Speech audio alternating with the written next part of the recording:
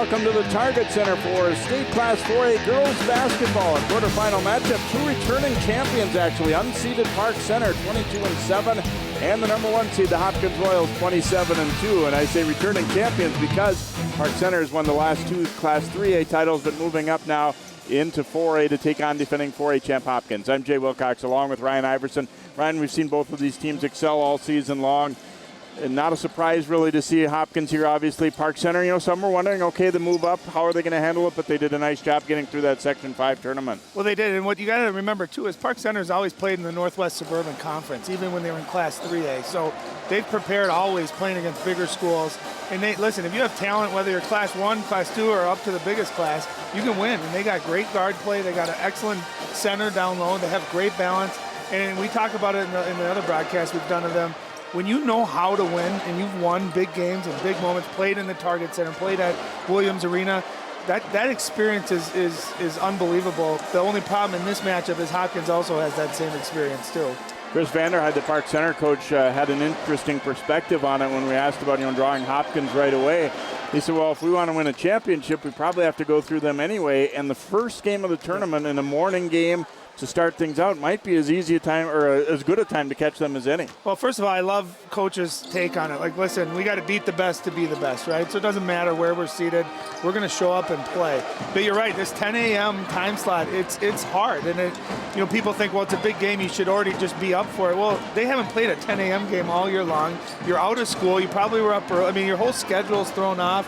For a lot of these girls, it's the first time all year they've played with the depth perception here at the Target Center, so your shooting's going to be a little off. You'd want to grab Hopkins first game of the tournament rather than see them Saturday night after 2 or 3 games, and they got the momentum going. They're used to these kind of environments too. Well, for Hopkins, a couple of the other teams, or the only two teams to beat them this year, are in this tournament too. They have to make sure they're not looking ahead. They beat this Park Center team during the regular season. Fairly competitive game, but they have to make sure that they're ready to go right from day one, and that's typically been a hallmark of this Hopkins program, though. Yeah, and what it always comes down to me, Jay, is who's best can beat the other team's best. And I think if you ask every coach in this tournament, Hopkins' best is better than anyone else's best. But St. Michael Albertville's can play very well, and Park Center, if they play their best and Hopkins is at, say, a B-, Park Center can win this game. So, they played in December. They lost by 15. It was a competitive game until the end with free throws and things of that nature. So I think Park Center's come into this with a lot of confidence. They're not going to be shell-shocked, especially when you've already played them once.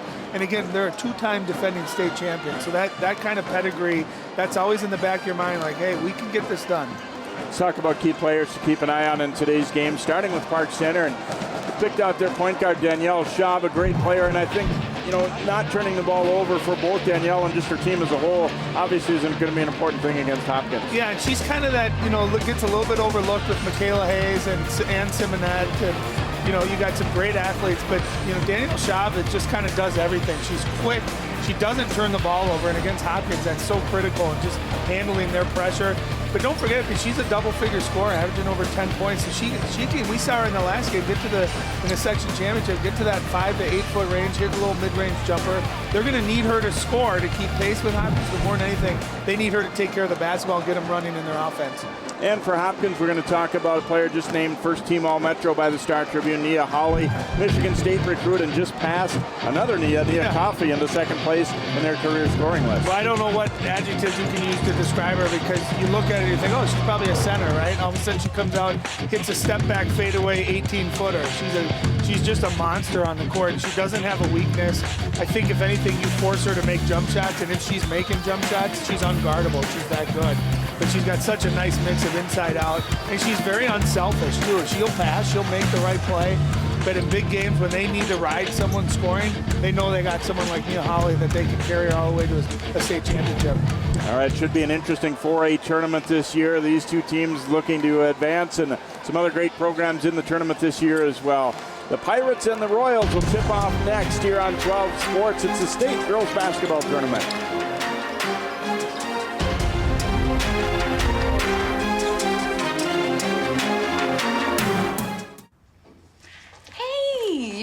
Going out like that? Yeah, why? Well, what would the neighbors think? I see you! Come look at Mr. Feather. Look what I have. Mr. Bird, remember?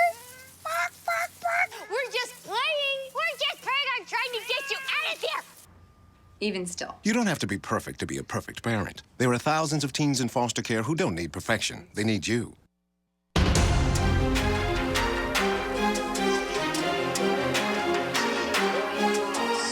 And welcome back here to the Target Center as Park Center and Hopkins get set to battle in the State 4A girls basketball quarterfinals. Joining us from the sideline today will be John Jacobson. Let's hear from John. All right, thanks very much, Jay. And talking to Chris Vanderhyde, Park Center coach, before the game, he knows they're the underdog coming in. But he said it helps having played them earlier this season. You get to see their speed up close, in person, know what to expect from their personnel. We need to limit their runouts and second chance points. They're bigger than us. We need to try to limit their number of possessions and number of times that they get out, run on the break. Easier said than done. For Hopkins, Ryan Cosgrove said, we've got to be strong on the boards and watch their corner threes. The three-pointers can really kill you, and for Hopkins, they're going to try to shut down Ann Simonette and the other girls who can shoot the three for Park Center. Jay? Thanks very much, John. And we'll be hearing from the coaches at halftime with John as well. And obviously two good coaches, Brian Cosgrove, the veteran, and Chris Vanderhyde, the young up-and-comer. As you look at the starters for the Pirates, Summer Blakemore, Osseo Bomadelli, Michaela Hayes in the middle, Danielle Schaub, and the sharpshooter Ann Simonette for the Pirates. And for Hopkins, it'll be Dee Dee Winston, Ashley Bates, Deja Wubben, Angie Hammond will get the assignment early on Michaela Hayes, along with Nia Hawley. So we'll take a break and come back here and begin our basketball game. The road to the state championship starts here at Target Center. Park Center and Hopkins is up next.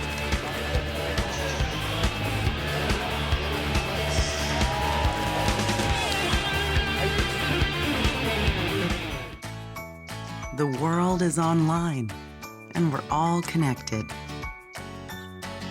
While there's a lot to explore and discover, we each need to do our part to keep the internet safe.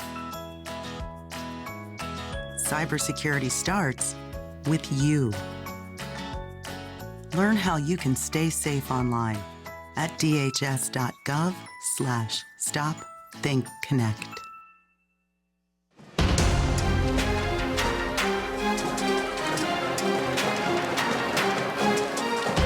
And the wait is over for these two teams as they take the court here at Target Center to begin the path to the state championship. As we said, a lot of these players, certainly not all of them, Ryan, but the great majority on both teams have played in this kind of an atmosphere, have played in state tournaments, and so that has to help a little bit, I would think. I think when you play Hopkins in girls basketball, the key really is the first few minutes. If you can get a lead or at least play even with them where you start to believe, hey, we can do this. How many times you see Hopkins get out to a 20-3 start and the game's over and the other team's forced to play catch-up? Park Center, if they can get off, have a couple of good offensive possessions, get a couple of nice baskets, they start to believe they can hang around. This could end up being a great game. Hayes and Hawley will jump it up. And Hawley controls the extremely low toss on the opening tip-off here as Winston will have it, guarded by Danielle Schaub. Picked up her dribble and a steal by Bomadelli, but then she stumbles and the ball rolls out of bounds. It will stay with Hopkins, so Park Center jumping in and getting a quick steal but not able to control. So you look at Brian Cosgrove, the Royals head coach. 10th state tournament appearance. That's pretty unbelievable. 446 career wins. Here's Hammond. Now Winston bringing it back out top.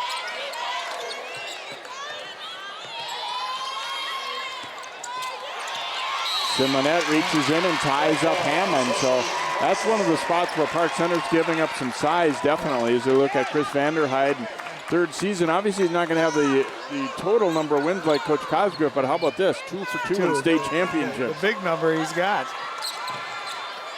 Yeah, there's something about these Pirates. They may be giving up some size, some athleticism, but they have this toughness to them and this this ability to just make plays that you wouldn't bet against. Summer Blakemore with Bates on her. Tried to go inside. Hammond, though, knocked it away, and Hawley recovers. That was the right play. It was about a second too late on the pass. Hawley to the edge of the lane, swings it back out.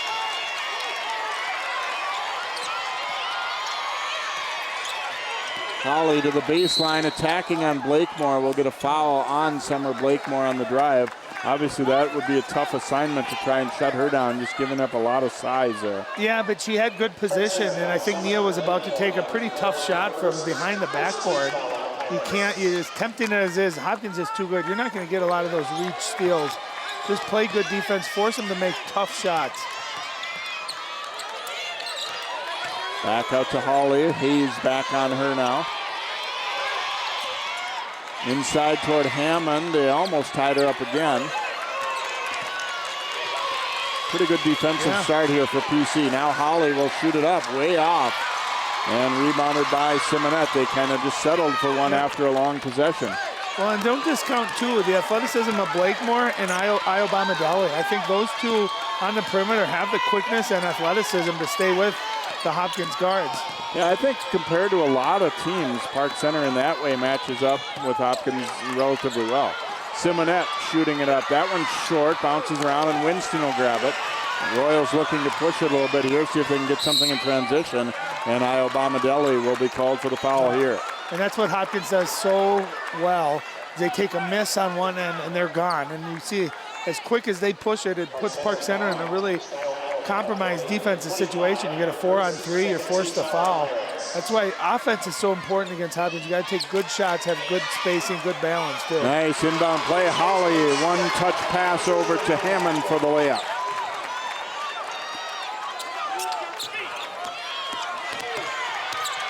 Schaub into the front court. It's 5 against 5 with Winston defending her. Same at the other end. Blakemore, back cut Io Bomadelli, a little too strong, and then Hayes knocked it out of bounds, trying to get it back. Great idea. I love what they're doing. They're using Hopkins as pressure defense against him. There's a nice high-low. Good catch, too, by Angie Hammond into the finish. And those back doors are available. You just got to convert when you get those chances. Tried it the other way, but it got away from Woodman. She recovers, however. Holly, this time open for a 3, and she hits. Big difference when you don't have Michaela Hayes right up on you like she did the previous one. Well, and it was good D. Michaela Hayes went down to help, and that's why Hopkins is so difficult to guard. They penetrate and kick. They're unselfish, too. Hayes surrounded, goes back out. Io Bomadelli for 3, and she knocks it down. PC's on the board. Well, and that's the one advantage they have. Michaela Hayes, I don't know if there's anyone that can guard her.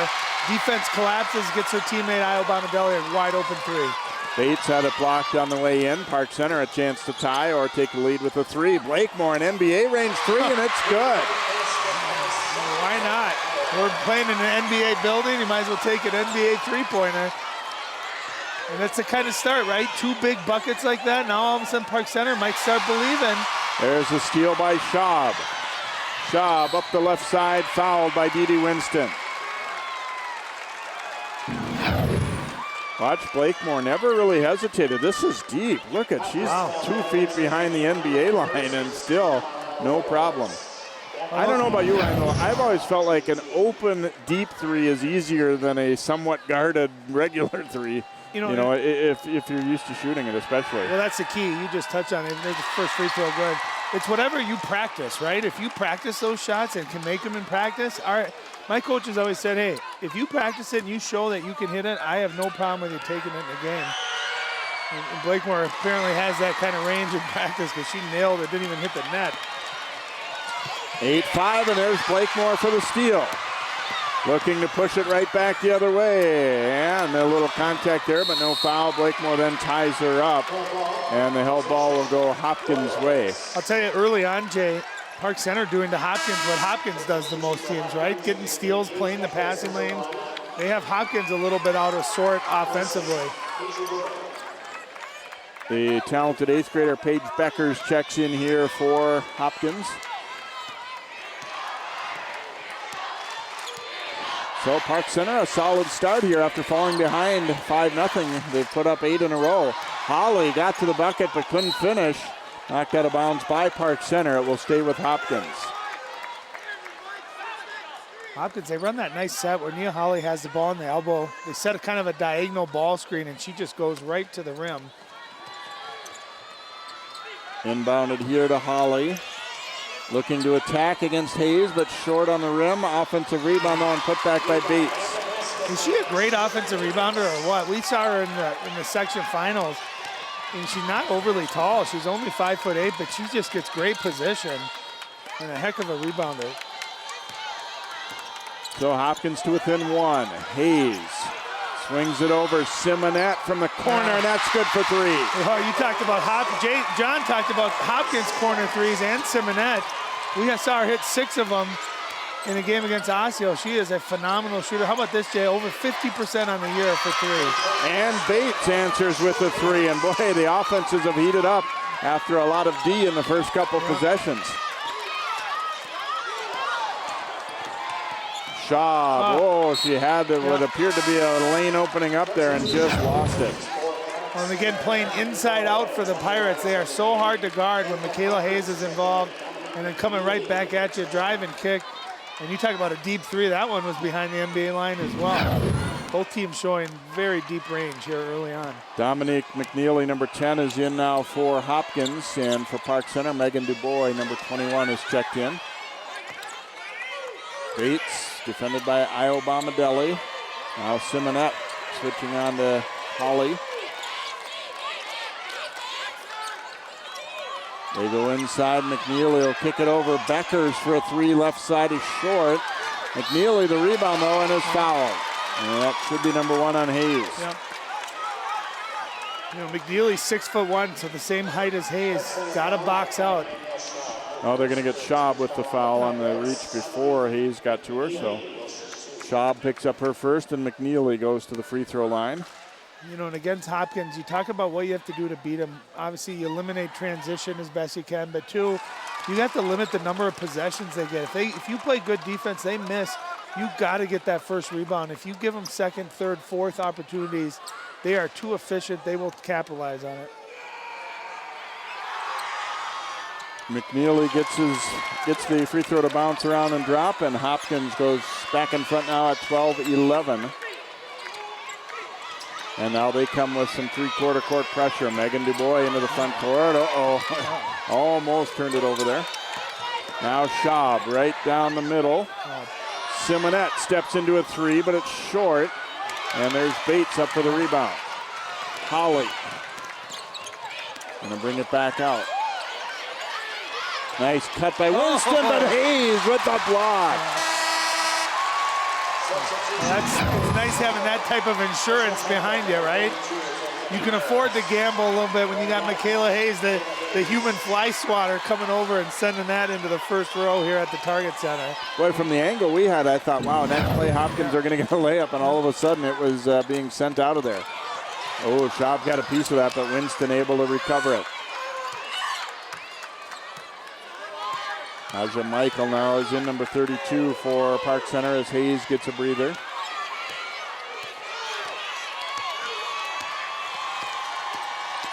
Winston to the baseline. Now McNeely, good strong first step, but knocked away. It will stay with Hopkins though. They're lucky that ball hit off of McNeely's knee as she was driving. I'll tell you, McNeely, for being 6'1", she's got a really quick first step, doesn't she? Difficult matchup. You know, definitely right now, especially with Michaela Hayes on the bench, Hopkins with a clear size advantage. Holly looking to attack, then gets it over to Bates. And that one's short. Holly, though, gets the offensive board. Winston will shoot a 3. That's no good. And batted out of bounds by Holly. It will be Park Center ball. Well, you're seeing a lot of black jerseys going, crashing that offensive rebound. If you are Park Center, got to box out. And you can get over the back calls, too, on Hopkins because they're so aggressive. But this is where it comes down to the basics. Just block your person out. Make sure your person does not get the rebound. Hopkins looking to trap. Looks like 1-2-2. Over the top they come to Hayes. Holly, though, slapped it away just as she was going up. Bates the other way. Jump stop and layup. She's so silky smooth, Jay. She controls her body so well. Avoids the contact. Finishes with that little scoop, the little finger roll. Beautiful play. Blakemore to DuBois. Now Simonette. And they're able to break the pressure. Hayes, nice shot fake, goes to the lane and scores. You see how patient they are attacking that? They're throwing the ball up. They're getting to the middle of the floor. That's what you have to do to beat that kind of pressure. And you can get easy layups out of it. Excellent job by Park Center. I think they're kind of realizing, too, 10 seconds is a long time. A lot of times teams panic and make that last dangerous pass by half court, feeling like they're almost going to get a 10 call, and they didn't seem to let it bother them at all. Well, how about that shot fake, too? Thought Michaela Hayes was going to maybe settle for that jump shot. She shot fakes. Nia Holly goes right by. Easy layup. Foul was against Michael here, and that's one bad thing for Park Center right now is they are picking up fouls at a bit of a high rate here with their 4th team foul now. But that's a play where Michael, she's got Michaela Hayes right behind her. You can't get one of those little touch fouls knowing you have a shot blocker behind you. Trust your help. Evelyn Knox, number 21, is in now for Hopkins. Holly's free throw good.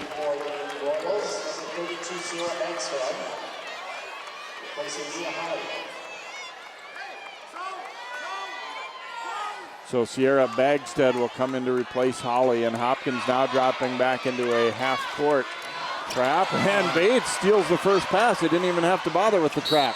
Bates to the hoop, scores, and a foul. Man, is she good. And those are the turnovers you just can't have, right? You telegraph your pass. Bates is just too receptive. Watch her just go get this, but then watch this finish. She does this where she just kind of does that little sidestep jump stop, gets contact, and you know, doesn't look tall. She's 5'8", but she is strong, athletic, and she can finish at the rim. Free throw short, but McNeely gets it back, goes to Bates, and she'll go to the line again. Well, and Bates is going to get the credit right there, but what an unbelievable play by McNeely, battling for that offensive rebound. Hayes will pick up the foul. That is her first, and Coach Vanderheid, I'm sure right now, concerned about the defensive glass as the Royals have been all over things offensively. Bates hits his free throw. Bates now the 5th leading scorer in Hopkins history. Kind of rare when you have 2 players at a time that move up your list so high. Normally, you might kind of have that one big star at a time. Well, both Holly and Bates have filled that role this year. Well, and they do it in such an unselfish way, right? I mean, you put one of those girls on any other team, they probably average 30, right? But these two, they play well together. They don't take selfish shots. They take good shots. They make the right basketball play. And that's the reason they've won 4 of the last 5 state championships. Well, Hopkins' change in defense has certainly given Park Center trouble. And there's a turnover as Bueckers with the steal, and then she is fouled. Pirates for a little while there were getting some good clean looks, but the last few times not so much. And Michael will pick up that foul. What you're seeing too, Jay, is Park Center is now tentative on offense. They're holding that ball, and like a lot of teams against Hopkins, you start thinking about every pass. When you just play, you can handle their pressure, but when you start getting nervous and you're looking where you're going to pass, this team just gets their eyes wide open. They get aggressive. They know they got you right where they want you. Bueckers to the free throw line here, and she knocks it down. She's only an 8th grader, and I had some conversations with some other people I know that really follow girls basketball, and she may be one of the best players in the country in 8th grade. That's how good this girl, Paige Bueckers, is and is going to be.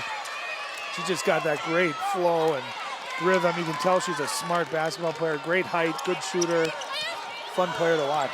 Slipped through Io Bomadelli's hands. Another turnover. Here comes Bates. Bates again will go to the hoop and again will draw a foul. So Hopkins turning this game the way they want it to go here in the last few minutes.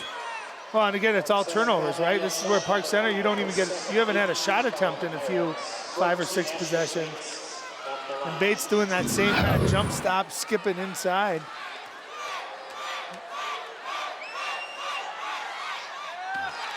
In and out on the free throw, so Bates now 2 out of 4 at the line. Fouls against Schaub, which is her 2nd. You know, we've still got a lot of first half to go, and I have a feeling by game's end, Park Center is going to be, you know, keeping a close eye on how many fouls they're racking up among their top players. Free throw is good by Bates, so she gets 1 out of 2. 12 points already for Bates, and the lead is 9 for Hopkins. Dubois traveled. Drag your pivot foot. You see the level of confidence just drop, right, Jay, after that first kind of 4 or 5 minutes. And this is where Hopkins runs these leads up because they hold you for 8 possessions where you don't even get a shot off. There's Dubois, nearly stole it from Bueckers. Got it back though. McNeely back out. Hawley, the lane opens up. A little dish. Shot won't go inside, and a big fight for it. It's off of Bates, and it will be Park Center basketball.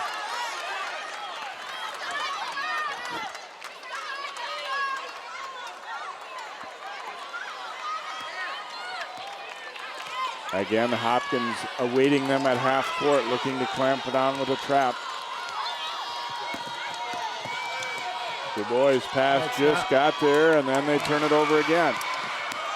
Knox gonna attack, too strong, but Bates is there for the rebound. However, it's an or a foul on Bates trying to get that rebound. Just used her body to nudge the Pirate a little bit as the ball was coming down. Kind of a Ryan Iverson move there a little bit, right? Yeah, it looked like a pretty good rebound, but Park Center is getting stuck in these corners and the corner at the half court. They got to get back to going into the middle of the floor. And listen, you know, it's obviously easier said from our standpoint than playing in it, but you know, whenever I'd play against a team that was maybe more athletic, a little intimidating, you got to go at them. And sometimes you hit them in the mouth and they back off a little bit. Right now, you're feeding into what Hopkins does every single game where they know you're scared. They know you're not playing with confidence. You're trying to get rid of the ball. You don't want to make a mistake, and you can't win against them playing not to make a mistake. You got to play to win. And I think that's what Chris Vanderheid's going to talk about right now. How do we attack this pressure, get to the middle of the floor? Let's get back to doing what's got us 2 consecutive state championships. They've also had a number of possessions in a row where they've had to work it from a dead ball spot, whether it be an out of bounds, a foul, whatever, where they haven't had a chance to kind of beat the defense up court and get into their stuff before Hopkins kind of dictates what they're going to do. Well, and what was working early, Park Center was getting steals, and they were getting out and running and driving, and they were dictating their own terms on offense. Right now, Hopkins is dictating what they're doing on offense. So I like the timeout because you're still at a point, 9 points, 9 minutes left where you can get back into this game, make it, you know, a 4 or 5 point game, or you can go the other way. How many times have you seen Hopkins take a 9-point lead and turn it into a 30-point lead in a few minutes? So I like the timeout by Coach Vanderheid. Not seeing any panic from Park Center right now. I mean, a little bit in terms of, but just facially, and you're not seeing, you know, the world isn't ending because they've fallen behind or anything. No. That's comes from playing a good schedule like they do. Schaub in and out with that one, though. Holly pushing it the other way. Nice pass, nice catch. Oh, McNeely misses, though. And then Hayes the rebound and a foul on Hopkins, I think on McNeely trying to get it back. There was such a good pass, and she was in position, and that happens a lot when you're frustrated. You miss one like that. Well, that Nia Holly, who's a star, who everyone knows is a great scorer, and the defense is so consumed by her, to have that ability to be able to throw a head like that over the top of the defense, I mean, she's an unbelievable talent. Bates with the kick, and the last couple of possessions you're seeing Schaub, I think Hopkins is wanting them to pick the ball up, and she's saying, you know what, I'm going to dribble it into the front court rather than stop and give you a chance to trap us. And it worked a little bit better, at least these last couple times. In theory, being on this bigger court should allow you to spread things out a little more and avoid those traps, but again, easier said than done against Hopkins. Bueckers defending Schaub.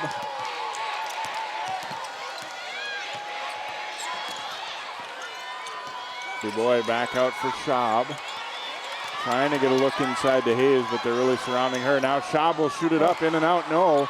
McNeely and Hayes fight for the rebound, and it winds up with Bueckers.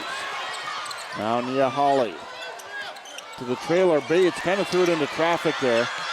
Bates got it back, and then a kicked ball. It will be Hopkins' ball. As Bates tried to shovel that pass out, one of the Pirates put her foot to it. Ooh, a little collision right there. Let's see right there. Yep, Dubois. Good effort by both teams. Knox giving it to Holly.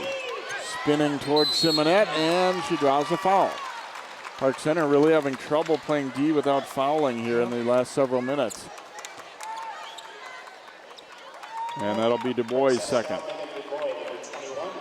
Well, that's where you're going to get into trouble, is if your guards get 2 or 3 fouls. If Michaela Hayes were to pick up a second or third foul, then you're going to start playing shorthanded. But at least the last couple times down the floor, Park Center has gotten good shots. They just haven't gone in, but they've handled the pressure. They've gotten good looks. The problem is now, at some point when you're down double digits, you start having to play faster, right? And you start pressuring Hopkins. Well, that's what they're built for. We saw that with Wayzata in the section championship. Wayzata started pressuring Hopkins, and that's when the lead went from 12 to 14 up to 30. 24-13 after Holly makes both free throws. Nice press fake here. Ayabamadeli. Oh, and Holly erases the Du Bois shot. Now Raina Suggs over to Holly. Cross court and throws it away.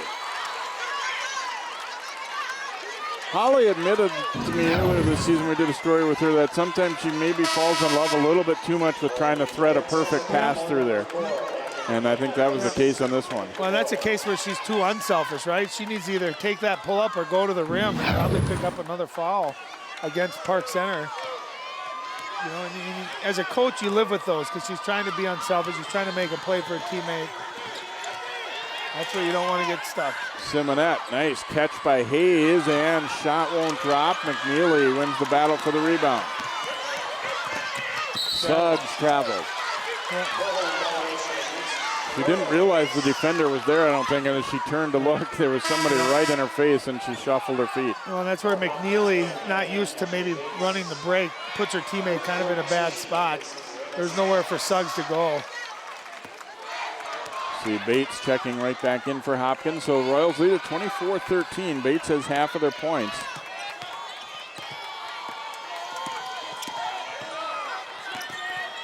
Simonette back across to Schaub.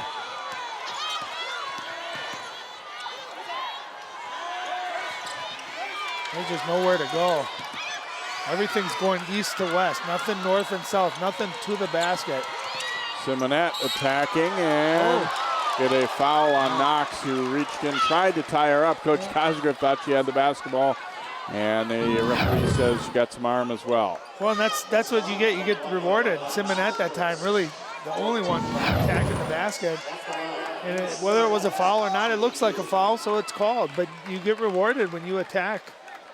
And on a second look there, I would put it in the definitely was a foul category. Had some basketball, but you can't have their arm all locked up too. And Simonette sinks the free throw.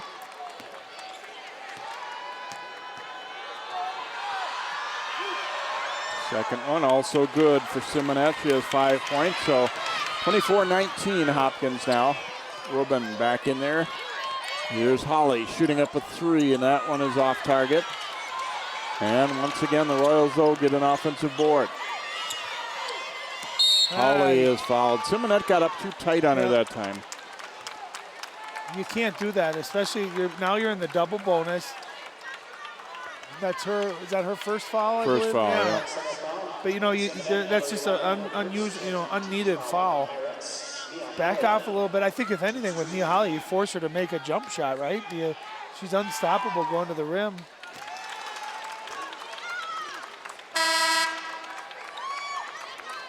Winston back in here for Hopkins. Now Holly has an interesting shot. Virtually no backspin on it. It's almost a little bit of a slow side spin, like a knuckler, when she shoots her jumper. Which is generally not what you're taught, but... but if it ain't broke, you don't fix it, right? Exactly. And I'm sure there'll be some changing of that in college, getting that shot up a little bit more. Bates called for a kick there, and it will be Park Center basketball, but the Pirates continue to, you see Simonette kind of shaking her head a little bit, disgusted with herself that, even though it was a kick ball, just that she got a ball deflected like that. Blakemore bumped by Holly. It will be a foul on Nia Holly, her first. So, Jay, if you're looking at the floor, you're seeing 3 Hopkins defenders and 3 offensive players, all within about 20 feet of each other. Park Center needs to extend the floor, get their players down so you can throw over the top of that, and then when you catch it, you can attack out of it. Their passes are just going sideways, so you're not getting any attack out of it, any movement. Into Hayes, tough catch in traffic. Across for the three from Bombadeli won't go. Simonette and Winston tie up on the rebound. It will go Park Center's way. Yep, great effort. And that type of good offense, they get Michaela Hayes, even though she's only got one basket, you can see the defense collapses and she kicks it opposite for a good three for Bombadeli. They lob right to Hayes off the inbound and scores. Good recognition there by PC. Yep. And again, I think the more successful Hayes is, the more it's just going to open up everyone else. Wow. Here's McNeely as the trailer on the break, stopping and popping a three. How disheartening is that, right? When you got their backup center coming into the game and buries a transition three at the top of the key. You know, it's just disheartening because you start thinking, how do we win this game? Here's Schaub knocking down a nice pull-up jumper for Park Center as they try and get their offense back in gear. In for Holly in traffic, spins away and missed it, but there's guess who, Bates. Rebound and drawing a foul. How does she always wind up in the right spot? Well, here's that McNeely transition three. Nothing but net. And Park Center on the other end, Schaub gets a nice kick and a nice jump shot. But I think Nia Holly draws so much attention that the weak side defender comes over, and Bates is probably used to that and just made a living playing off of that weak side offensive rebound. And I think she's really strong too. I think she uses her body extremely well, gets great position. She's crafty, all those kind of cliche terms that I used to be called when I played. And spins in and out. And Michaela Hayes the rebound here, so 11-point lead. Here's Blakemore on the attack, and no good as Woburn tried to draw the charge. Bates, good job stopping her at half court. Holly looking to drive it. Nice help by Hayes. And good job really by Simonette too.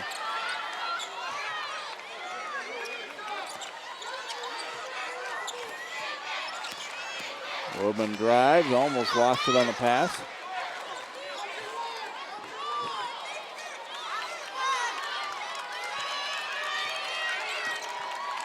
Winston going around that high ball screen, drives in, and then stolen by Schaub, dropping down to Simonette.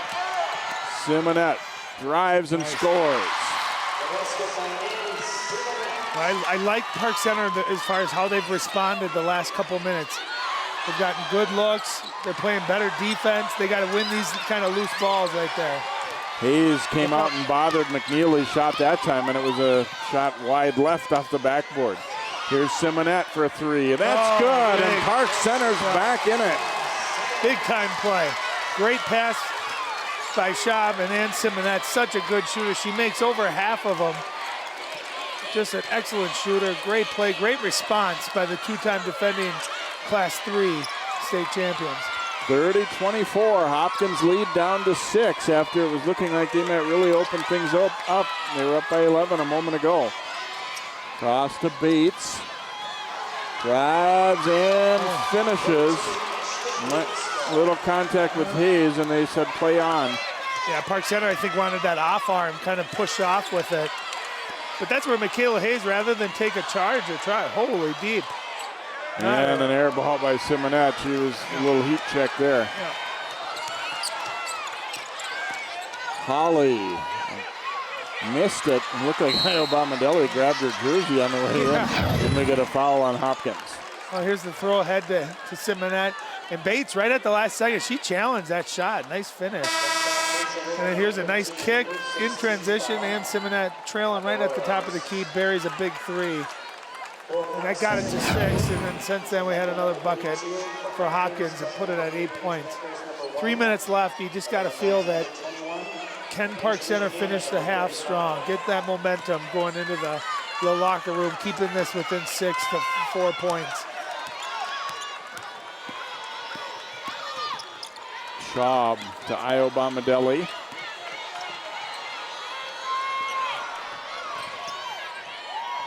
Back out and a little too far. It's a turnover. Suggs caught from behind though by Blakemore, and it should be PC ball, and it is. Great hustle by Blakemore, saving a layup right there. Another look at that turnover and watch Suggs had it knocked away. No, she definitely touched the last. Good call. I don't think she even felt otherwise there. So Royals looking to trap again. Nice. All the way over it to Simonette, but her scoop was partially blocked. Kind of ran out of room there to do what she wanted to. Suggs pass tipped and stolen by Io Bomadelli. Now Schaub. Schaub all the way, offensive foul. Wow. That'll be her third. Well, watch Bueckers here, the 8th grader, get to a spot, and it looked like she might have been there. Those are always such tough fouls, but how about the IQ and the gutsiness of the 8th grader, Paige Bueckers stepping in and taking the charge. What a big play. So Du Bois will check in to replace Schaub, the third on Danielle Schaub. Those are such tough calls. I mean, you can look at it again and again and come up with a different. But I do agree that she did a good job of really getting to a spot, and not an easy call, but quite possibly the right one. We get a foul away from the ball here on Hopkins. Hammond on an illegal screen.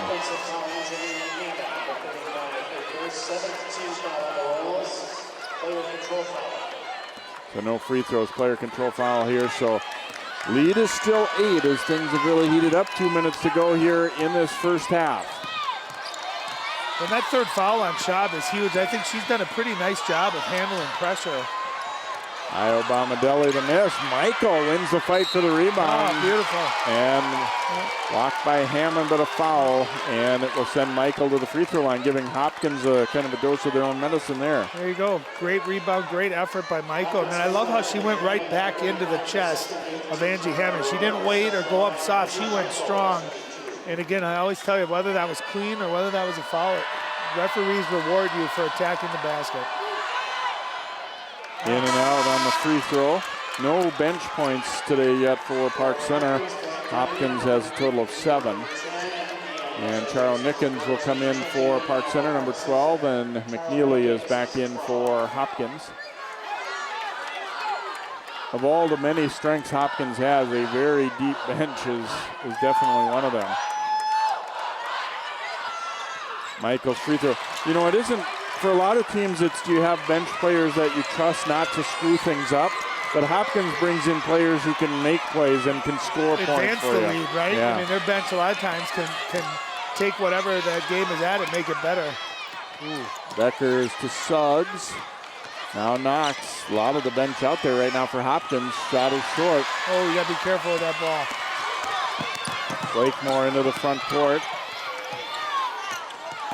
Du Bois throws it away. Bates was there in the way and made her adjust that pass, and it goes out of bounds. So Pirates turn it over. And they got to have better spacing. Those two, Du Bois and Blakemore, were about 5 feet apart from each other. They got to spread it out so that when you make that pass, it's with a purpose. So Hayes comes back in. She's committed just 1 foul, so they're feeling that they can afford to do this here late in the half. Well, they were looking at her stomach. Remember that Bates play where she pushed out? I think it got her in the stomach a little bit, and there's that really tough play to defend. And Hayes blocking Holly's shot right there. And the ball knocked loose. They have to bring it back out. Don't foul. Yeah, Simonette is all over Knox right there. And same mistake as earlier. She's too uptight on her without being down in a stance, and that was an easy call. Yeah, and it's really unfortunate because A, you're putting a good free throw shooter for an automatic 2. Secondly, that's her second foul, which could play a big role, you know, as we get into the second half. You know, and your defense has been pretty tough here the last few possessions. Don't bail Hopkins out. Let him get to the free throw line where now the clock stops. They can set up their press or whatever defense they're going to play. That's just a big foul that you don't need to commit. Free throw is good, and I think Simonette, you know, trying to answer the physical challenge and maybe a little bit too much there. But you can appreciate that there's got to be time and possession and where you're doing it, how far away from the basket. There. Hayes looking back out to Blakemore. Blakemore into traffic, seemed to travel, but Hayes will get the rebound and score it. And that time, you see how they threw over the top. They got a ball swing, a penetration, Good things happen when you do that. So a 7-point lead for Hopkins. They may play for one shot here, under a half minute to go in this first half. And watch that. And Simonette's guarding Nia Holly. Watch them to go right at that matchup. See if they can pick up a third foul on Simonette. Bueckers spinning it back out. We approach 10 to go. Coach Cosgriff wants a timeout here. Get this final play set up with 8 seconds left. Well, and how big is this, too? You know, you're down 7. At one point, what was the largest lead? 12? At one point, 11, something like that. I think Park Center did a nice job of kind of answering that lull they had. They're back in the game now. If they can get out of here with a stop, no more fouls, go into the locker room down 7, I think that's something you can build on. That's a positivity, confidence builder.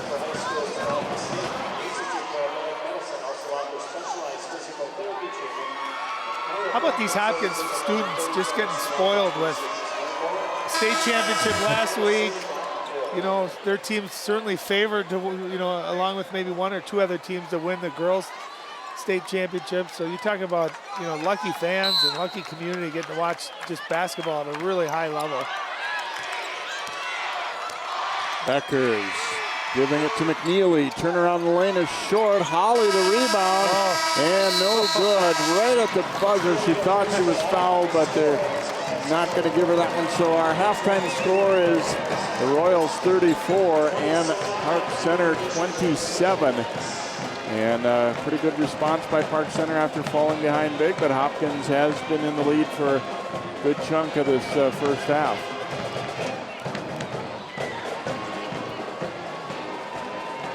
So we'll take a break here, or we'll keep it right here for a moment. There's a 34-27.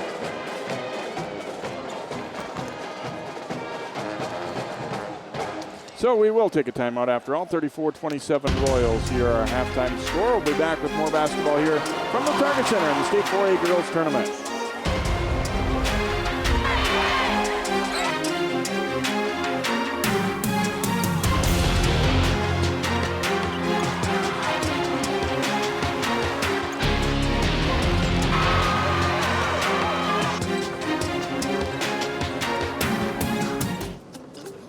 Son. Last summer, my new dad took me on vacation.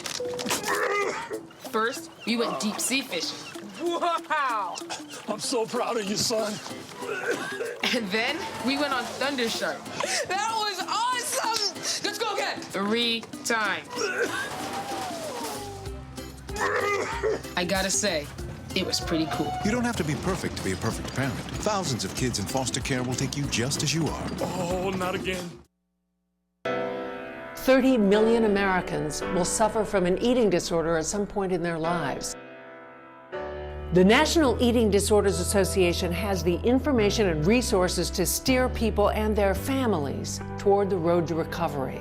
Hi, I work at the NEDA helpline. We have something called Click to Chat, which is a live chat with someone on the helpline, and they're really able to get support. Call or visit the NEDA website today for help and hope.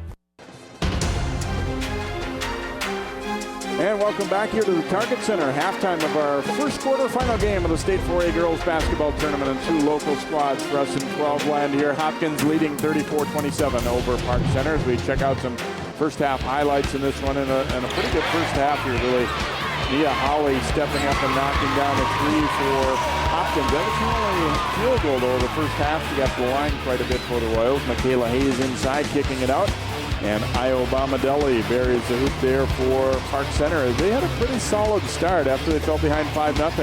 Rattled off 8 in a row, had the lead for a little bit. Ashley Bates has been tremendous in his first half for Hopkins. Knocked down a 3 right there. Great pass underneath, but Hayes coming over to erase that one for Park Center. And then a great shot fake by Michaela Hayes and goes inside to score. She's had to work for a point. Had 3 buckets in her first half for the Pirates. McNeely as the trailer on the fast break, really getting her feet set, knocking down a 3 right there for the Royals. They built the lead to double digits for a while. Park Center answered pretty nicely though and got back into within 6.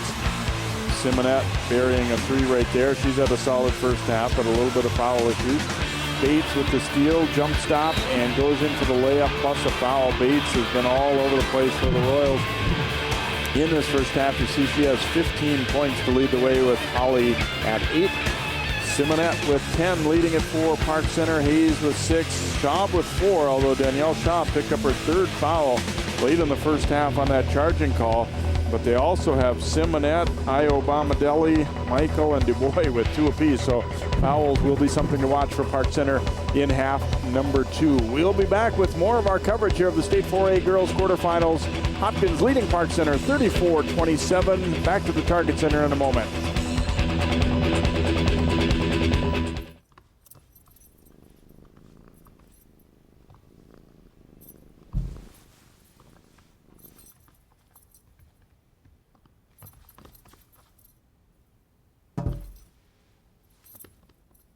There's a shelter pet who wants to meet you. Meet one today. Visit theshelterpetproject.org. Adopt.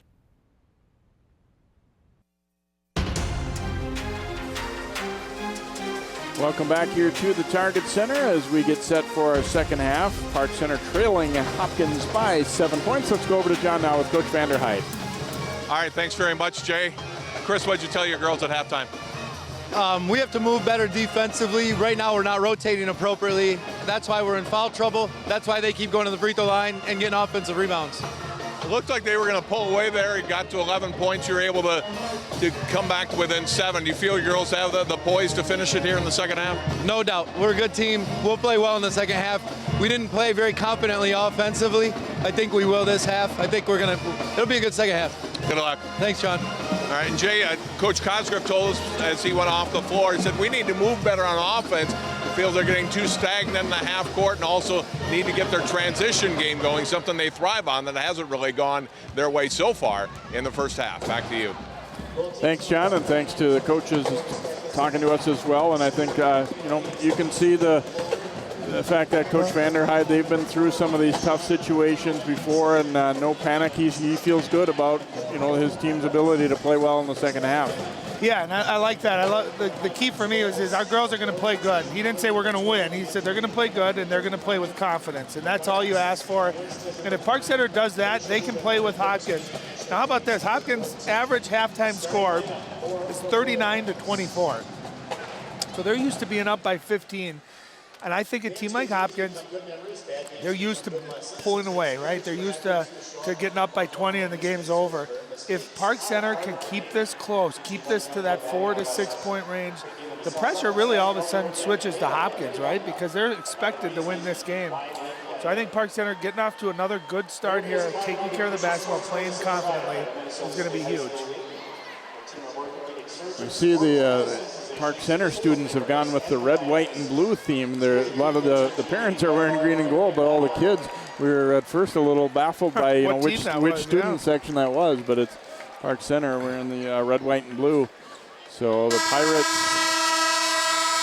Well, keep in mind too, the foul situation. You have Danielle Schaub, who I thought did a really nice job. Kind of the one girl that handled pressure, was attacking a little bit. She's got 3 fouls.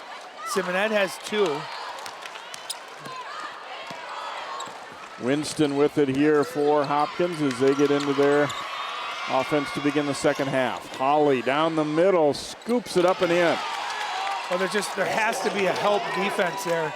When she beats her initial defender, someone's got to step up, make her kick that ball or hit a contested jump shot. You can't give her wide open layups. Gonna get a foul on Winston. It was Winston and Schaub were kind of almost hand fighting as they were as Schaub was dribbling. Didn't it seem like it? Like they were kind of jousting back and forth a little bit, and they get it on the defender. Inbounded here to Schaub. Pirates down by 9 now after that early basket by Holly. Io Bomadelli tried to go right between 2 defenders, had it stripped. And Wilben goes for the layup. And Io Bomadelli, there's just nothing there. You have to pick your spot when you choose to attack. When Hopkins' defense is set and they're waiting for you, that's not a good time, and that's what it ultimately leads to, is an easy fast break layup. Blakemore getting them into their offense.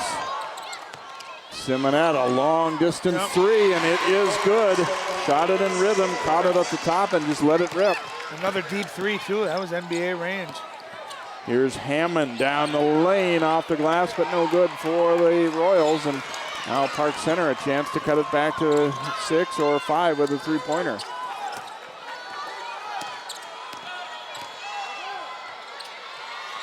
Schaub thought about it there.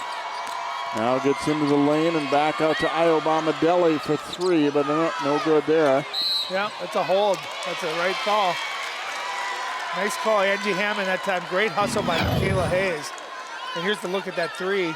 Ann Simonette from beyond NBA range, and she knocks it down. Such a good shooter. They need her to just launch them. When she gets an open look, she's got to take them. Because she shoots such a high percentage. Third foul there on Hammond, although Hopkins, with the depth they have, maybe not that big of a worry. Oh, she tried to throw it off Holly, and Holly intercepts it instead. Holly shuffling it over, and a foul taken there as Wilburn went up with it. You know, I thought Iobamadeli panicked a little bit. That was only about 3 seconds. She had time to let that play develop or to find somebody. And if you are going to throw it off the defender, you got to throw it hard, and you got to throw it off their ankles. I was going to say, aim for their ankle or foot rather than the middle of their body. Hands on it, yeah.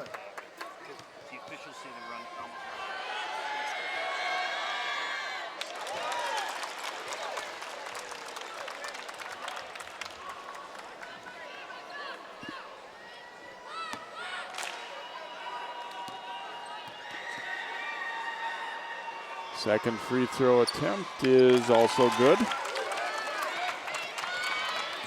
So the lead is 10 now for the Royals.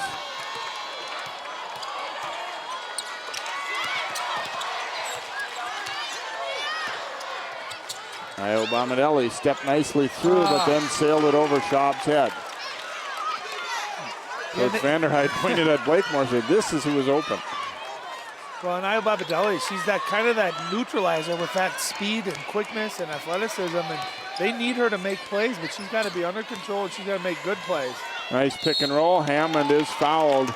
Good find by Holly. Hammond flashing open, and again, Park Center struggling, did not commit fouls here. And they got it on Blakemore. So that is number 3 on Summer now. Hammond's free throw not good.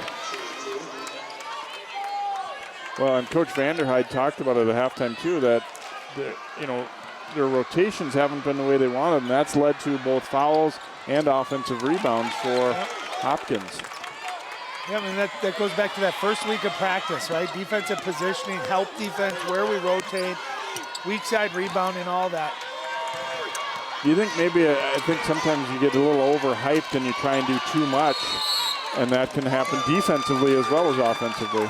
Yeah, but that's what would bother me as a head coach right there, is you've probably worked against this pressure and said, we can't pick our dribble up in that short corner right at half court. There's nowhere for us to go. And you've seen Park Center do that a few times tonight. But when they've thrown the ball over the top, gotten to the middle and attacked it, they've gotten whatever shot they want. Holding the ball, dribbling, letting these athletic guards just come and converge on you, it's not easy. They got to avoid doing that.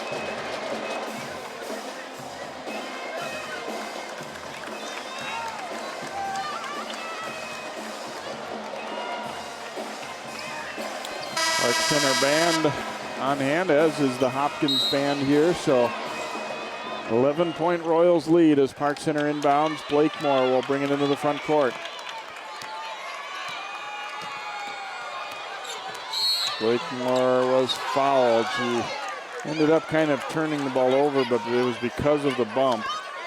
And Bates will pick it up.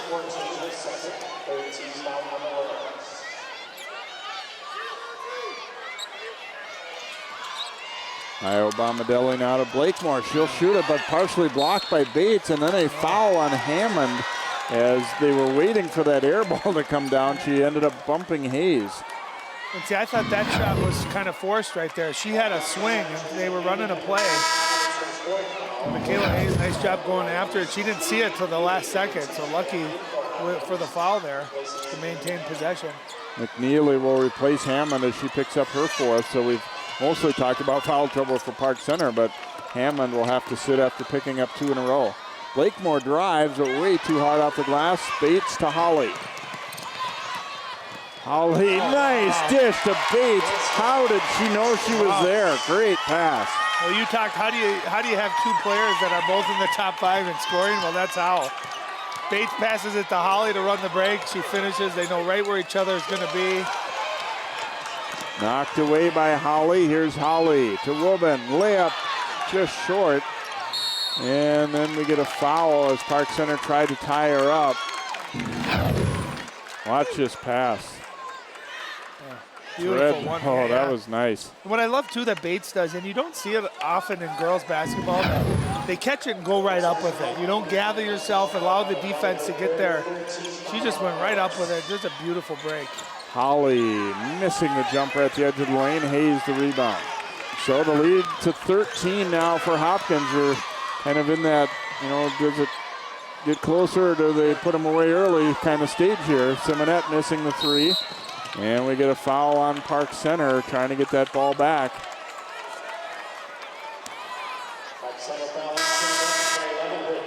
That'll be number 3 on Simonette.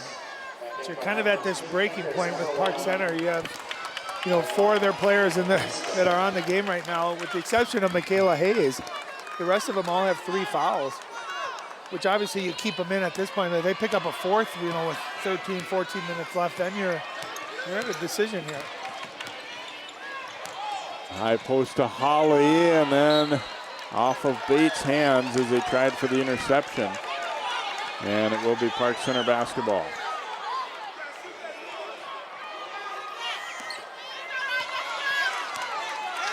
Hopkins again looking to trap at half court. And there's Bates with the steal. Bates all the way, layup drops.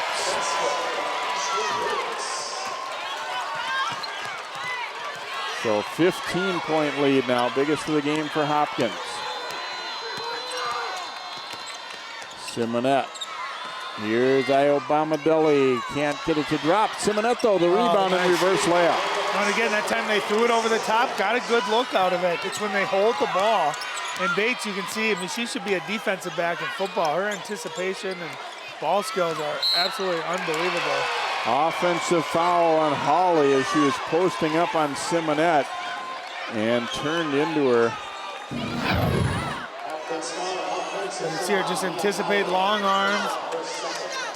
And a nice strong finish too. Well, like you said earlier too, those are the kind that are just so frustrating because it was, basically just a giveaway at half court. A great play by Bates, no doubt. But you can't do that, right? And they've probably given them, 5 or 6 of those today? Simonette. Now to Blakemore.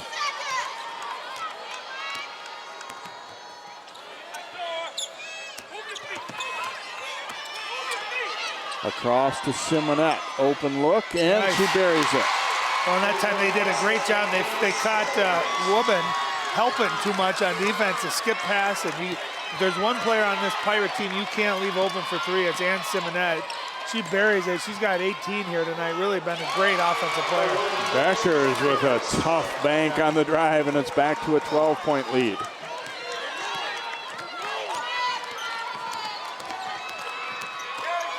Schaub keeps the dribble alive here across the lane, and then it knocked away. Iobamadeli.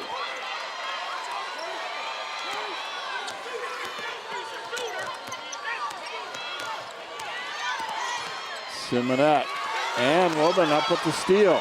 Ahead for Bates. Bates all the way for the layup, no good. Foul on the rebound as Holly tried to catch and go up, and Iobamadeli will be called for the foul. That'll be her 4th. Well, rare miss here by Bates. I hate to say it, but I thought Holly was going to tip up that. She was up pretty high. And you can see definitely a foul on the tip, but that's that turnover and then into transition so effortlessly, so efficiently. Holly's free throw is good. Suggs will come into the game. Suggs struggled a little bit in the first half here, but remember last week against Wayzata, she came in and calmly nailed 2 threes about the first 2 minutes she was in. I mean, and she only touched the ball for maybe a second on each time and buried them. So obviously she's capable of giving you some instant offense. Back to a 14-point lead now for Hopkins. Simonette up the sideline here. Now Schaub is open. Will take that 3. No good. Iobamadeli fighting for the rebound. It comes loose, and Hayes up with it. Hayes turns and scores. And a quick timeout by Coach Vanderhyde. I think Hopkins is saying she switched her pivot feet there when she went left. Like, just great effort right here. Watch her feet, right? See that right there? That might have been a switch, but either way, excellent hustle. You got to win those loose balls now when you're trailing. When you're trailing by 12, you got to win every loose ball and get those kind of baskets. A good timeout by Chris Vanderhyde. Now here's the decision. Do you start pressuring Hopkins? And if you do, you know, you're opening up kind of a can of worms where maybe you get a couple of turnovers and steals, but you better make sure that you hustle back and take away their easy layups.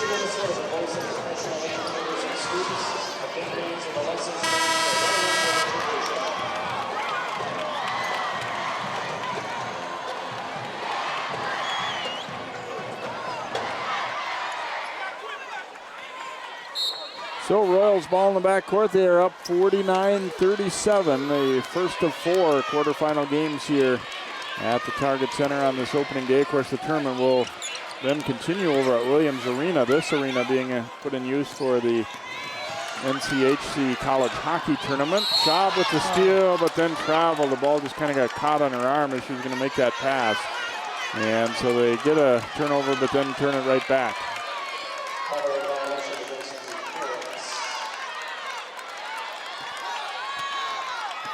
Bueckers getting Hopkins into their offense. Suggs looking inside. Holly attacking, draws a foul on Michael, and that will be her 3rd. Yep. And that's where, as a defender, you got to jam her. You can't allow her to come get that position. That's your block. And I was always taught, if you got a great scorer that you're defending, don't let them get to where they want to go. You know, Holly cuts right to the block. She catches, turn. I mean, that's too easy. You got to take that away from her. Make her fight to get that block.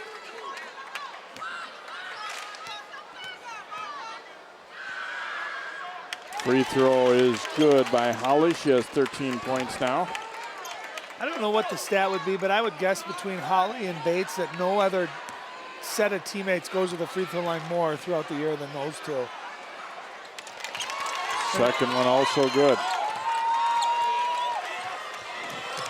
And on a star-studded team, they're kind of standing out as the 2 senior leaders and players that are most consistent for them. They've got a lot of different people who can do things for you in any given game, but those 2 are pretty much there every night.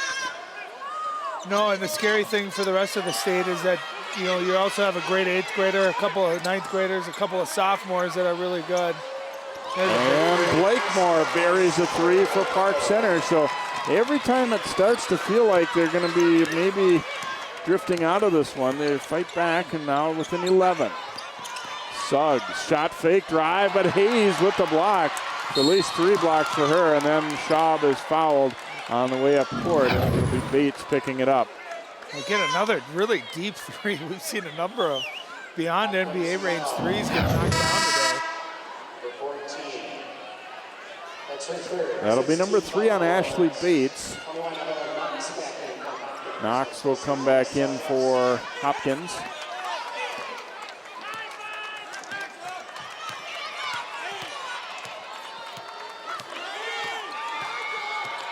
Schaub looking for help, gets it to Simonette.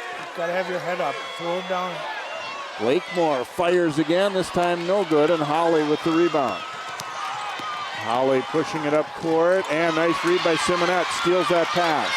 2-on-1 the other way. Simonette is fouled. Yep, and I like that. She had Daniel Schaub running with her, and I think she said, you know what, I trust myself right now. She knows she's going to get contact. Bueckers tried to take a charge, but moving. That's just a scoring play right there, knowing you're going to get to the free throw line.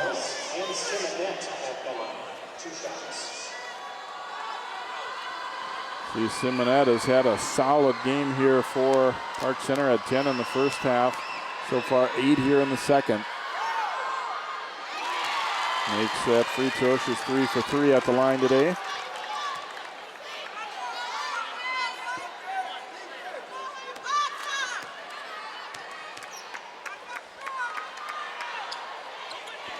Second one is also good for Simonette. So the Pirates back to within 9 now, close as they've been in a while.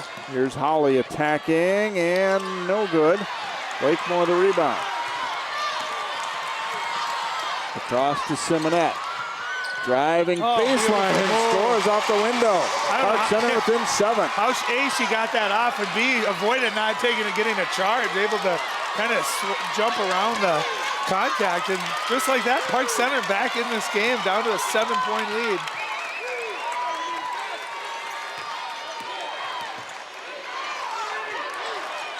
Bueckers giving it to Holly. They swing it around. Knocks back out. Campbell for the steal, didn't get it. Here's Bates from the corner, and it is good. You know, every time Hopkins needs a bucket, they get it. I mean, that's really it. And you gamble, you know, Blakemore gambles on that. You know, Holly drives, you have to help. Bates gets a wide open 3. Just great offense. Simonette lobbing for Hayes, and Bueckers up with the steal. Holly driving and finishes. Back the other way comes Hayes. Up and under and scores. Well, great up and under. She actually finished that with her left hand. Excellent move. 10-point game. You feel the pace starting to pick up here a little bit. Like you said, it's something that Park Center might have to do, even if at times it is, you know, doesn't favor them.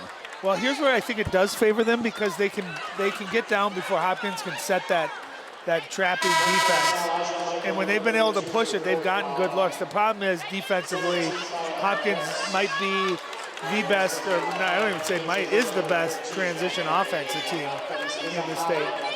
4th foul right there on Michael, so Holly will go to the free throw line here for Hopkins. And misses it. Knocked out by McNeely. I think that was knocked out by Hayes. Park Center lucky on that one. Pirates trying to bring it back into single digits again with 9 minutes to play. Down by 56-46 right now. Simonette, nice pass. Ooh, Hayes might have been open to shoot that ball, but wasn't quite ready.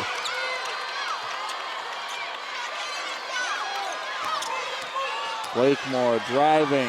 Tough shot, no, but Hayes is there for the rebound. Nice pass. Back up, Simonette for 3. What a big pass. What a great play by Michaela Hayes. Rather than forcing a tough shot in there, she kicked it out to the hot hand, and Simonette has been absolutely on fire.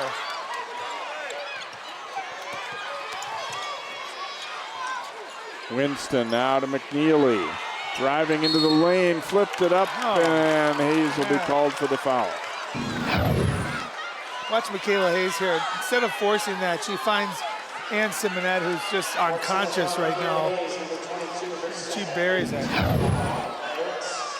5 threes in the game total for Simonette.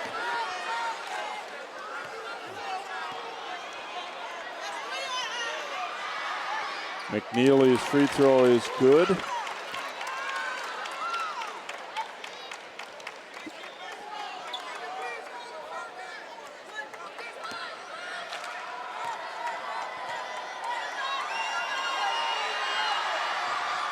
And second one also good. So the lead is 9 for the Royals. Schwab down the middle. Simonette, no good. She had to wait for that one a little bit. It floated to her. Here's Holly looking to attack. Now Woburn on the baseline. And a timeout granted to Hopkins as she went down, kept possession, and then they get the timeout call here.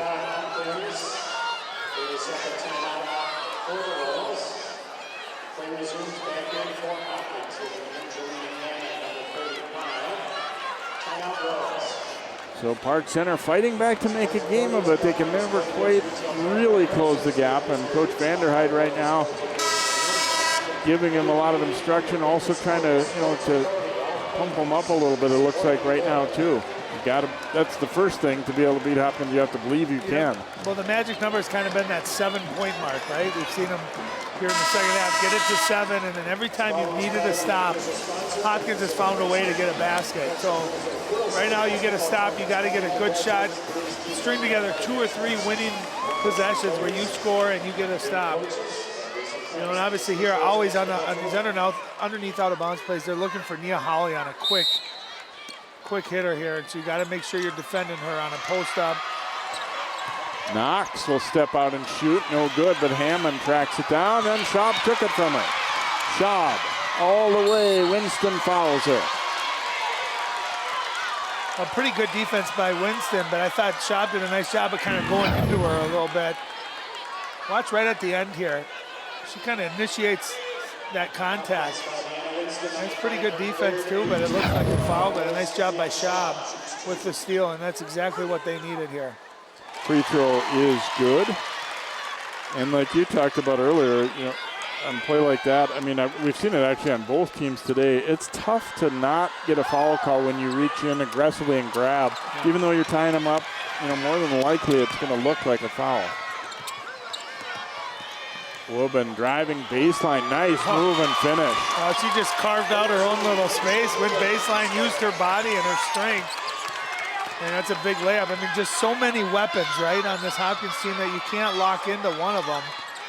We got 4 or 5 people at any given time that can beat you to the basket.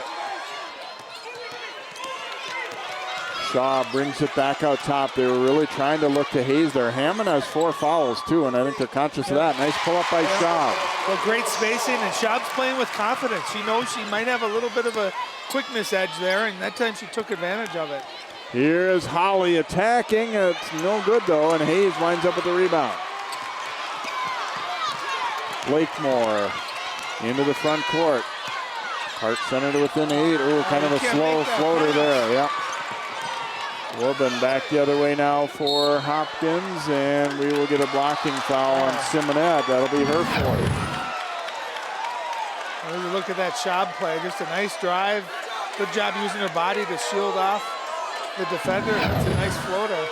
I was thinking that earlier in the game, that Schaub a lot of times was penetrating the ball fairly well, but wasn't really looking at the basket at all. It doesn't mean you have to shoot, but at least be available, if it does open up for you. Well, the defense has to respect that you can score for them to help in and try to help on you, where you then can get your teammates open shots. If they think you're not going to ever shoot it, they're not going to help and leave their person. As a point guard who plays on this court all the time sometimes is found out. Yeah. Second one is also good. Hopkins has been pretty solid at the free throw line today, and that's helped them maintain this lead. Not only have they been solid, but I don't know what the number. I bet they've shot 20 more free throws than Park Center has. 10-point game here as we go down under 6:40 to play. Hopkins again looking to set up that trap near half court. Simonette with the drive and finish. Well, she's playing with just such a high level of confidence, and they got to respect her shot. So they come out at her, and she's smart enough to elevate and go right around her. Oh, Holly to Bates. Perfect 3-way passing play there for the Royals. And Ed, like you said, they always have an answer. Schaub over to Hayes. Turns, blocked by Bueckers. Under 6 to play now. Holly giving it to Paige Bueckers. She'll launch a very long one. No good, but they get it right back, and then a foul. Holly is fouled by Blakemore. Yeah, nice job on the baseline here, just swinging by. Simonette's giving them everything she's got. She's at the 27-point mark, but then watch this offense inside. And Nia Holly, I mean, she's got, what does she have? She's got 16 points. I bet she's got 8 assists, or somewhere around that mark. Just a great playmaker.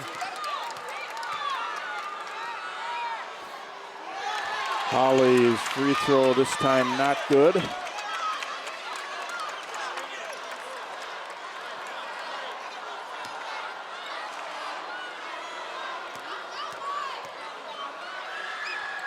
And short with the second one. A scramble for the rebound and winds up with Holly. Over to Bates.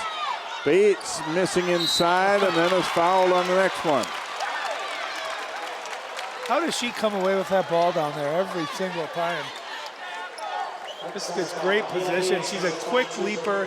You know, what it comes down to is she times her jump perfectly too. So she knows when that ball's coming down, she goes and grabs it. Great shot fake, good body control. 25th point going through the net there for Bates, and the lead is 11. Second one is also good. You know, if Bates and Holly both have good games at the same time, I mean, that's when they're at their best, obviously. That's when I don't know if anyone could beat them. Now, if you get Nia Holly off her game, missing shots, and Bates, you keep her off the board and she's not knocking down jump shots, then you could see that if they're both going, they might be impossible to beat. Foul on McNeely there as they fed it into the post to Hayes.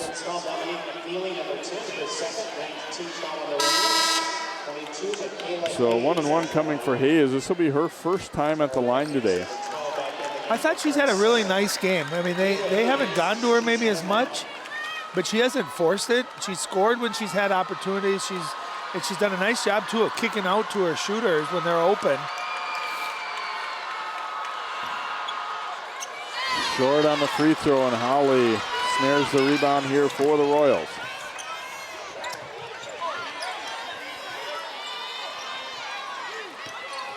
Bueckers driving with the floater, no good.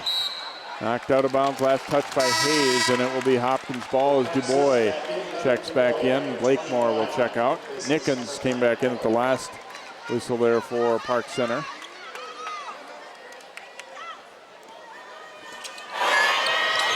Simonette with those 4 fouls. I think they're going to try and use her smartly down the stretch here. Nice pass underneath. Holly to Bates for 2 more. So when Nia Holly has the ball, you can't relax as a help side defender or weak side. If you're guarding Bates, you got to know the cut is coming. You got to stay alert. Hayes swoops across the lane and finishes with the left hand. Yeah, beautiful left hand. She's got that long step and long arms, able to finish. Boy, Holly is really wanting the ball now. She's been strong in the post. Turnaround jumper this time won't go, and they can't control the rebound. Then McNeely is fouled. I don't know if it was bad luck or execution or a little of both for Park Center. It kind of maybe took an extra bounce on the rim, and they had 2 players there, and neither could come up with it. Yeah, and what happens when you're guarding a player like Nia Holly, this is a nice shot by Michaela Hayes, but you're watching Nia Holly as a defender, and you kind of get caught watching the ball, and all of a sudden Bates goes right behind you for a back door, and she's too good of a passer. You cannot allow that to happen. McNeely's free throw is good. That was the 4th foul, by the way, on Hayes. So they've got Simonette and Hayes each with 4 now. But at this point, with this game margin this time left, I think you just have to ride it out and see what happens. Simonette is back in there. She'll give it to Schaub. So the lead back to 14 now for Park Center, or for Hopkins rather. Underneath. Hayes open and scores. And that's how you attack it. They should have done that from the very get-go. Nice job by Schaub, just keeping her head up and finding Michaela Hayes. Yeah, in some ways it was almost like they weren't thinking big enough on those passes. Like, I want to go short to the corner, and that's really not what was there. Here's Holly banking it in. Her energy level in the second half's been off the charts. Well, she's got that great size, but she's got excellent bounce and quickness too. Simonette hounded by Rubin. Now gets it to Schaub. Schaub into the lane, and not sure if that was a pass attempt or a shot, but it goes out of bounds. It will be Hopkins' ball. Blakemore and Io Bomadelli come back in. They've both got 4 fouls, so they've been kind of going offense to defense substitutions. Bueckers into the front court here. Now McNeely. Bates, tough catch in traffic, and is fouled.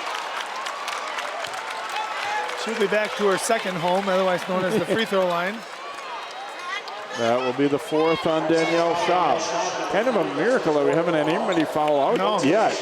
Well, when you talk about balance, you talk about foul balance on Park Center, right? And everyone, you look up all 5 of the girls in the game right now have 4 fouls. But that's again where, they're running this little baseline back pick, and you can't let a girl like Ashley Bates catch the ball in the block. She's just too crafty, too strong, too good. You got to try to deny that, take that away. So 74-58, Hopkins opening the lead back up to 16. Blakemore got it to Hayes. I thought she traveled there, but here's the shot up, no good. And Bomadelli runs it down. Simonette dumping it to Hayes. Hayes turns away from the D, but missed it. Got it back, and a foul call. Great pass by Simonette. That's one where Hayes just got to catch it and go up with it. I think she's thinking about her shot getting blocked maybe by some of the size that Hopkins had. That'll be the 4th on Ashley Bates. So Hayes will go to the free throw line.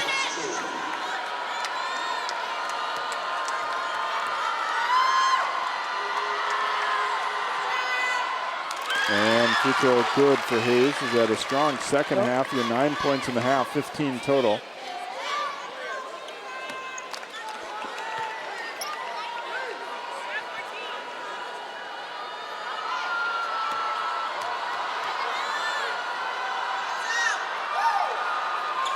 And Hayes makes a pair here for the Pirates.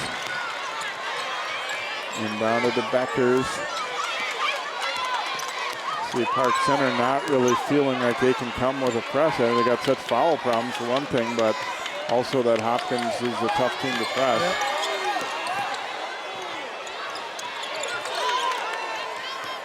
Holly open on the wing. Got it back out to Bates.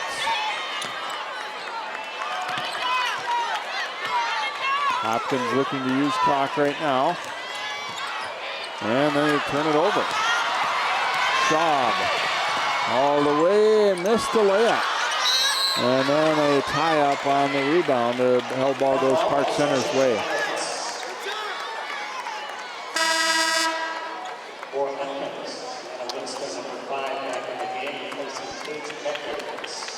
Winston checks back in here. Here's the lob into Hayes. Hayes turns and it won't drop. And Bomadelli fights for the rebound and gets it. Blakemore. Yeah, that's number 5. Fouled on Bates, and that'll be her 5th. .30 points for Bates, but she will foul out right there with 2:15 to play here, and her team up by 14.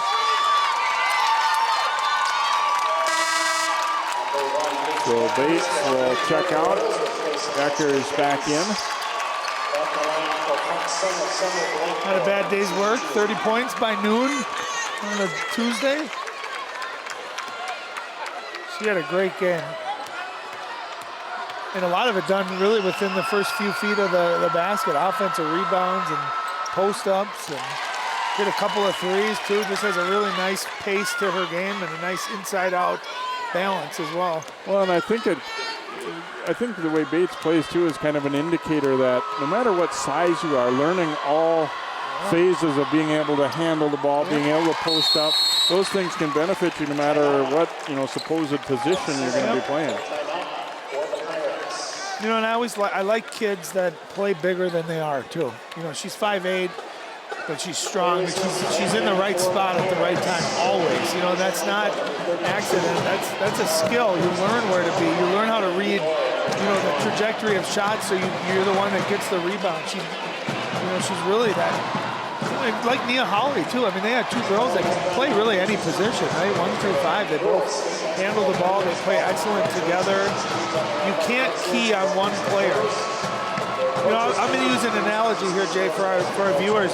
You watch Maple Grove boys team, right? if you take away Brad Davison, you will beat them, right? There's not, now granted, maybe with Tywan Pickford before he went down, he was that one other guy. Hopkins, let's say you take Nia Holly away, they have enough other talent that you still might lose the game.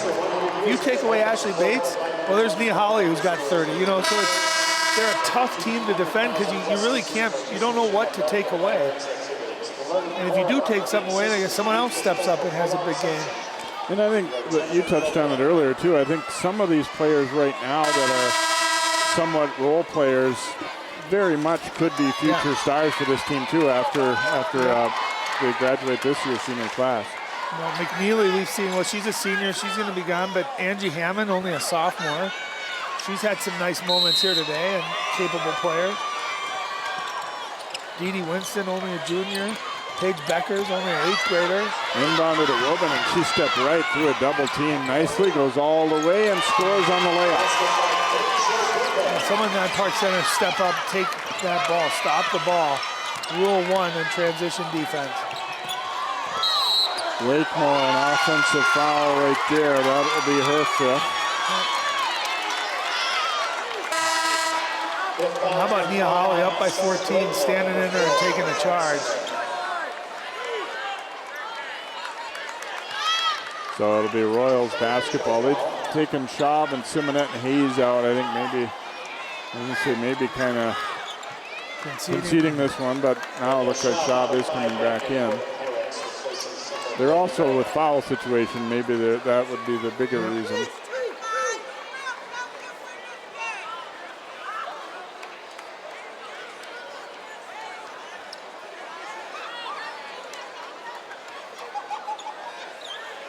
I can tell you, Park Center is maybe not going to win a championship this year, but moving up a class, playing against the biggest and best level of basketball in Minnesota, I can guarantee you that there wasn't one coach that wanted to play against Park Center. And that included Hopkins. They knew. Dubois picks up the foul right there as they took one right away, and Bueckers will go to the line.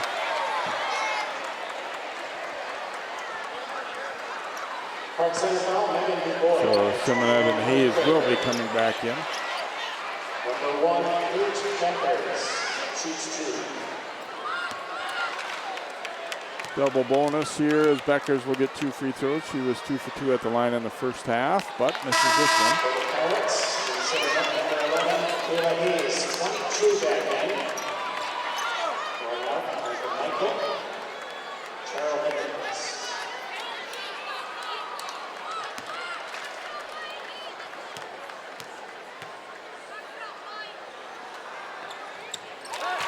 Free throw good for Bueckers on the second opportunity, so a 15-point Hopkins lead. That was the margin the first time these teams played. Bomadelli to the hoop, no good. Hayes the rebound and missed. And Holly out of there with it for Hopkins. Bueckers, and they'll bring it back out. And Dubois, you're down 15 here. I don't know that you need to keep taking fouls, but looks like they're going to. Bueckers will head to the free throw line. At the line, Paige Bueckers, 2 shots.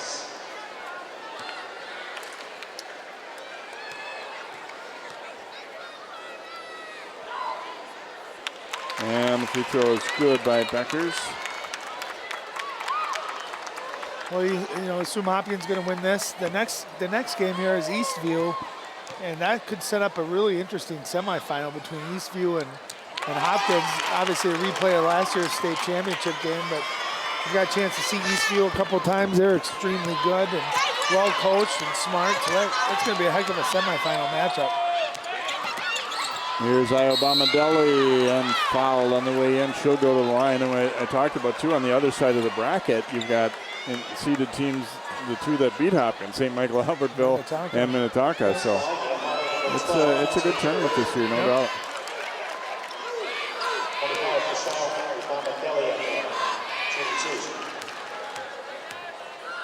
Bomadelli had that early 3-pointer, hadn't scored since until right there as she hits that free throw. Nickens and Michael will come back in here for Park Center.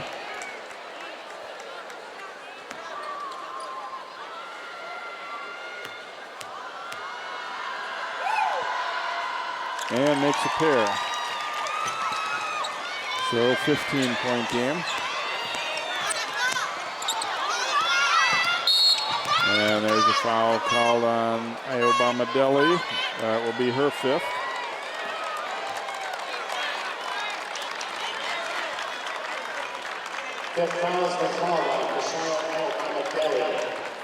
Well, and how about this too? I mean, there's something positive to build on. Park Center doesn't have one senior on their team.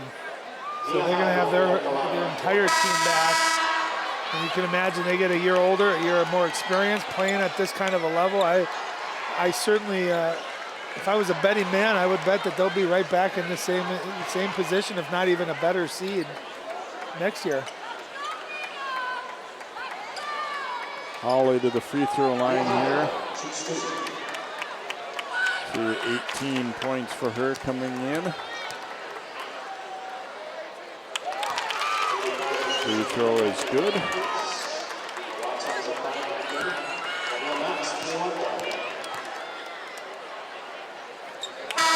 And makes a pair, and then Holly will check out. Sierra Bagstead coming in to replace her.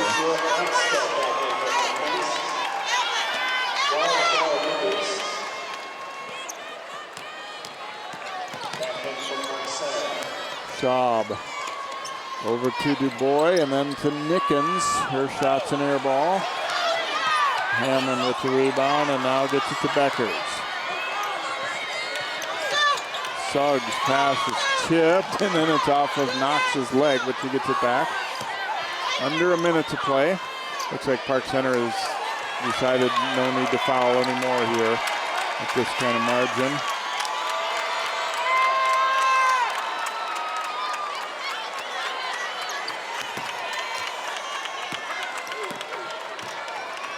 Knox looking over to make sure she wasn't out of bounds. Got through Bagstead's hands and Schaub up with the steal to Simonet for 2 more.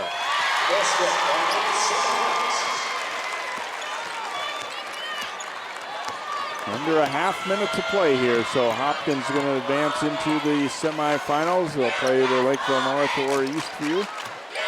And enjoy the rest of the 4A tournament on Channel 45 semifinals. Here's Michaela Hayes up with the steal, goes all the way, layup and one.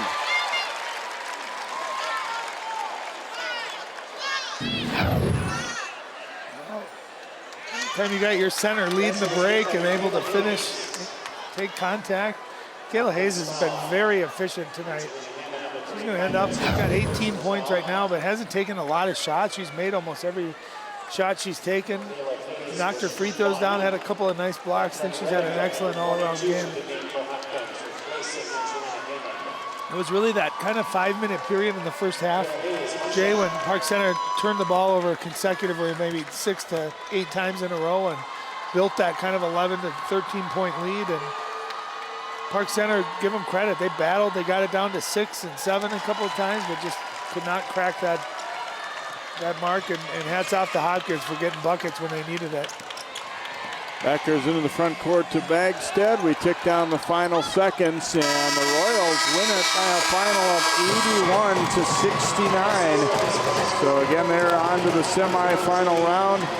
Park Center, a good season for the Pirates, but they will end it with a loss here in the quarterfinals. Of course, there's no consolation anymore in the state boys and girls basketball, so they'll finish at 22-8 for the season. But like you said, Ryan, a lot to look forward to in the future. Obviously, when you won the championship the last 2 years in 3A, you're disappointed that it ends in the quarters here, but good effort today and all season long for Park Center. All things you can build on. I mean, they went through a very difficult Northwest Suburban Conference, which I think is one of the deepest in the state. They won that. They won the section. They lost to arguably the best team in the state of Minnesota. So I love that they moved up, that they're playing against the best. And again, I think you take this effort that they built on here today. They weren't easy. I mean, Hopkins had to work there for a big part of that game. And I think you get in the offseason, you get better. But next year, they're going to be one of the top 3 or 4 teams in the state. They're going to have a couple of seniors. They got great guard play, a great center in Michaela Hayes, who's only going to get better. So I think it's going to be a really fun year for them next year. 29 for Simonet to lead Park Center today, and Bates with 30 and Holly with 20 to lead Hopkins. That will do it for our telecast today. One more game of the winter season for us on 12 Sports. Class A girls basketball coming up as Maranatha Christian Academy plays their quarterfinal game over at Mariucci on Thursday. Hope you've enjoyed this one. Final score in this one is Hopkins 81 and Park Center 69. That will do it from the Target Center.